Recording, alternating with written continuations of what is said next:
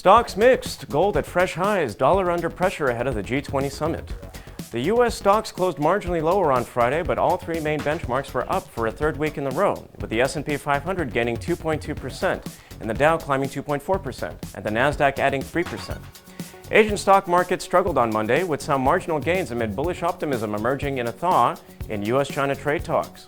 There were reports over the weekend that Chinese President Xi Jinping will attend the G20 summit in Japan this week, where he's been expected to talk on the sidelines with U.S. President Donald Trump. As such, the Hong Kong's Hang Seng Index closed up 0.1%, while China's Shanghai Composite firmed 0.2%. Japan's Nikkei finished up 0.1%, and South Korea's Kospi closed flat. Australia's S&P ASX 200 rose 0.2%. In Europe, stocks closed lower as investors continue to monitor geopolitical tensions between the U.S. and Iran, with Washington preparing major new sanctions. The U.S. is threatening to impose major new sanctions on Iran, ramping up the pressure on the Islamic Republic at a time when its economy is straining under the weight of financial restrictions. The Pan-European Stock 600 closed provisionally down 0.3%. Auto stocks led the losses with a 1.2% decline following a Daimler profit warning. Daimler share prices dived nearly 4% Monday after the Mercedes-Benz parent company cut its profit forecast to take account of the cost of its diesel transgressions. Daimler said operating profit for 2019 will be close to last year's 11.1 billion euros, compared with a previous prediction of slightly higher earnings. Germany's DAX fell over 0.5% after the IFO Institute for Economic Research on Monday showed German business morale falling to its lowest level since November 2014. U.S. stocks were steady on Monday as investors looked ahead to a key meeting between Trump and Xi Jinping at this week's G20 summit. Equities were also boosted by the prospects of easier monetary policy from the Federal Reserve. As a result, the Dow Jones Industrial Average closed just 8.41 points higher at 26,727.54, while the S&P 500 slid 0.2% to 2,945.35.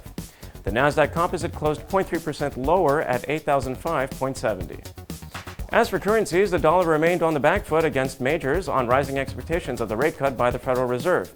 Besides, doubts in the progress toward a trade deal between the U.S. and China raised the prospect for resuming tightening in the U.S. As a result, the euro-U.S. dollar pair reached 1.14 for the first time since March 21st, after a break above the 200 DMA. The euro saw the fourth consecutive daily gain as it continues to rally versus the greenback. An improvement in the Eurozone economic data, coupled with expectations about a rate cut from the Federal Reserve, continue to be the key bullish drivers of the pair. In commodities, Brent failed to challenge the $65 barrier as geopolitical tensions have eased somewhat. Trump imposed additional sanctions on Iran on Monday, but added that he wants to deal with Tehran, which calmed investors a bit, as well as the fact that the U.S. president called off a retaliatory attack on the Middle East nation at the last minute after the drone was down.